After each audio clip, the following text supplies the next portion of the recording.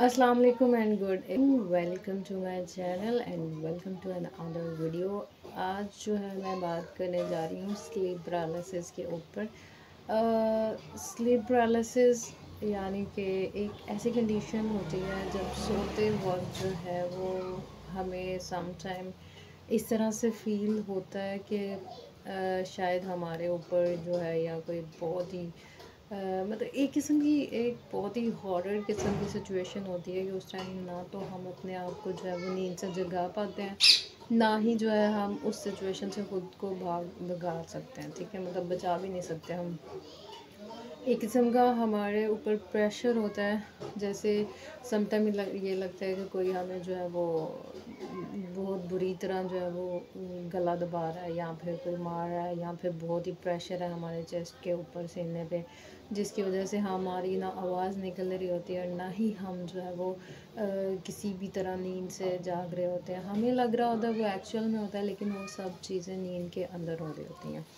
तो sleep paralysis क्या होता है, सिम्टम्स क्या हैं, कि किस वजह से ये हो सकता है और क्या पॉसिबिलिटीज़ है कि हम इस सिचुएशन में से खुद को निकाल सकें। कई जो इस स्लीप पैरालिसिस को जो है वो बहुत अच्छे तरीके से जो है वो गाइड कर रही हैं। तो समटाइम ये होता है कि हम किसी की सुन के या फिर हमें जो है वो कुछ पढ़ के चीज़ें समझ नहीं आती, लेकिन एक्चुअल में कुछ ऐसे लोग होते हैं कि जब उनको मूवीज़ या बुक फॉर्म में दी जाती है तो वो उसको ज़्यादा अच्छे से जो है वो समझ पाते हैं। तो मैं एट द एंड आपको जो है मूवीज़ और ड्रामास भी सजेस्ट करूँगी जो वाकई में आपको गाइड करेंगे कि स्लीप पैरालिसिस क्या होता है।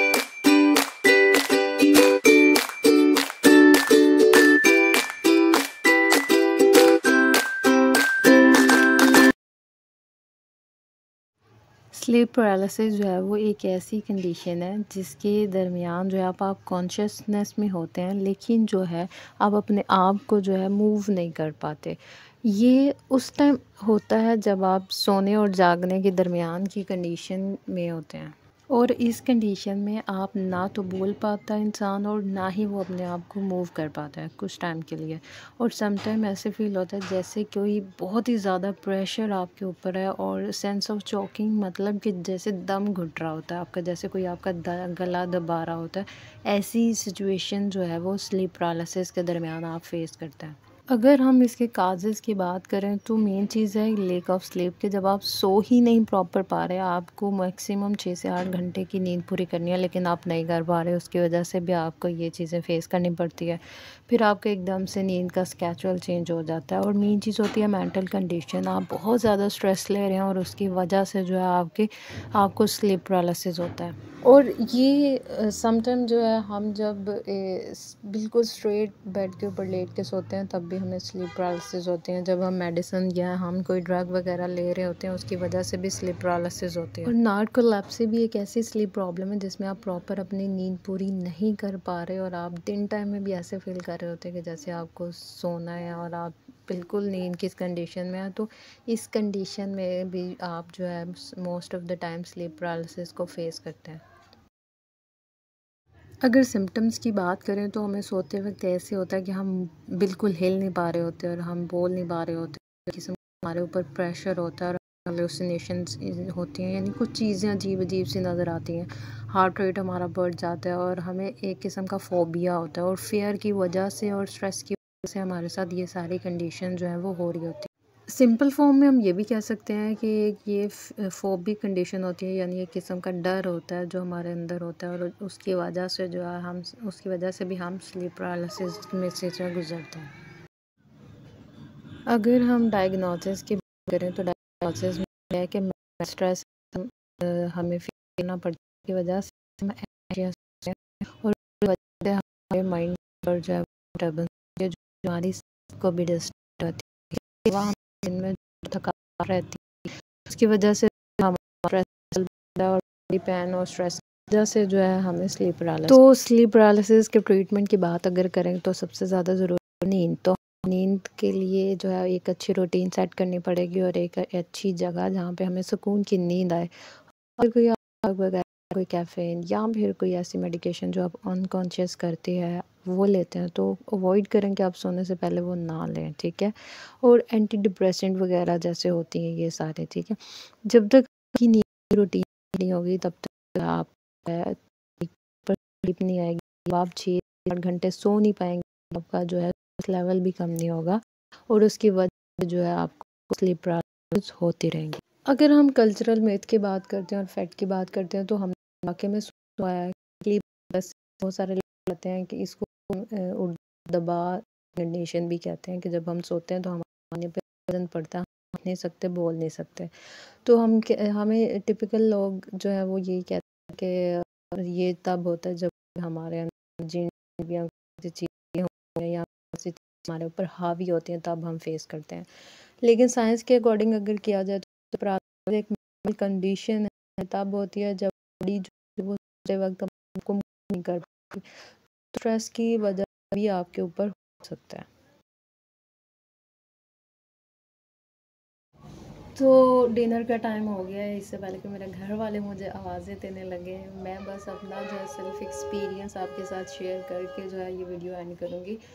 और ये वाकई में सच है कि मैंने खुद स्लीप पैरालिसिस के जो फेज़ है इसको फेस किया हुआ है और मुझे लगता है कि ये स्ट्रेस की वजह से ही है और मैंने इस चीज़ को जो है वो एक्चुअल में फेस किया है।